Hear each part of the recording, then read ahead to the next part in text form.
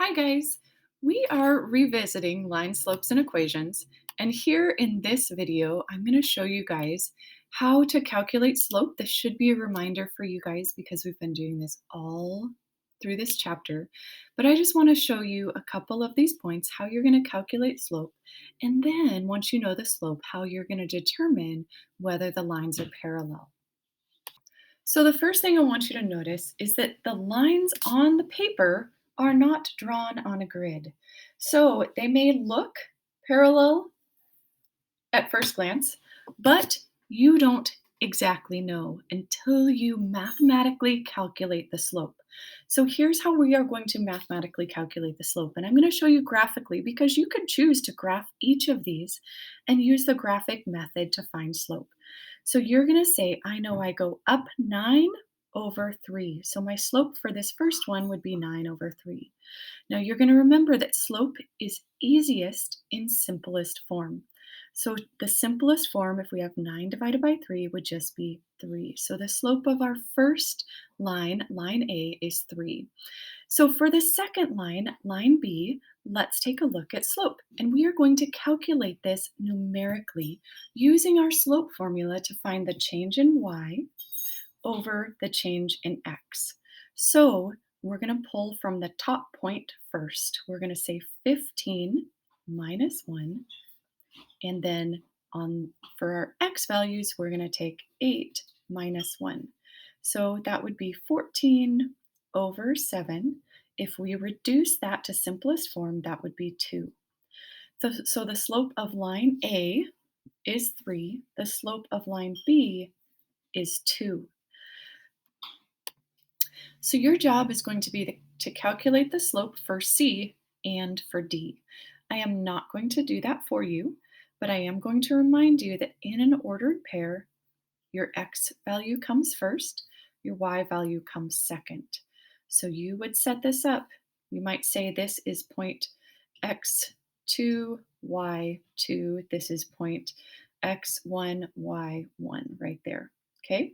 So over here, you're going to take your y value from here, subtract the y value from here. This is going to be your x value from this same point, and this will be your x value from this point. Okay, you're going to set that up, you're going to find your slope, and keep track of it in a table up here.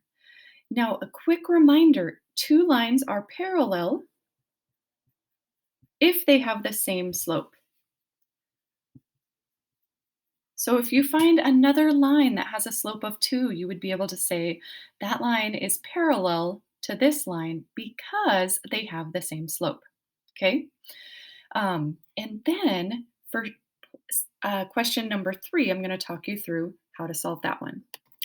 So if you like slope-intercept form, this is one way to do it. You're always going to write y equals mx plus b to get your brain thinking along the right track. We know the slope of line A, and number 3 says that it is on line A, so our slope is 3. So we're going to put that in there for our m. We know the x value for this point is 10 because they've given you a point that they said, we know the x value, we don't know the y value. So kind of like a game of Clue, if you know everything except for the y value, you can solve for that y value.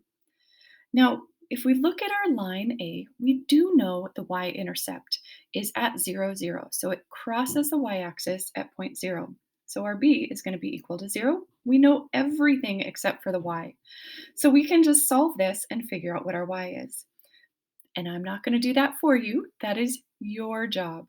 But I'm just teaching you how you can use what you know and put it into a slope-intercept equation to solve for an unknown. Now, if we look at number 4, we know that we're looking at line B. So we already know the slope of line B. We calculated that. We do not know the y-intercept here. So what we're going to do is we're going to use point slope form, which is y minus y1 equals m times x minus x1. We know our slope is 2, and we already know a point on a line. We're going to use this point 1, 1, And we're going to put that in here. So we're going to say x minus 1, y minus 1, and then we're going to simplify to create an equation for a line so that we could put in our next point, which is x, we don't know, and y is 21, and solve for that x. So let's look at this. If we were to simplify, we're going to use the distributive property here. So we would say 2x minus 2. So we have y minus 1 equals 2x minus 2. This is looking really close to our slope-intercept form, except for one thing. We just need to get y alone, so we're going to add 1 to both sides. So then we just have y equals 2x minus 1. And that is our equation in slope-intercept form, which is great because now we are going to put in this point and solve for the x value.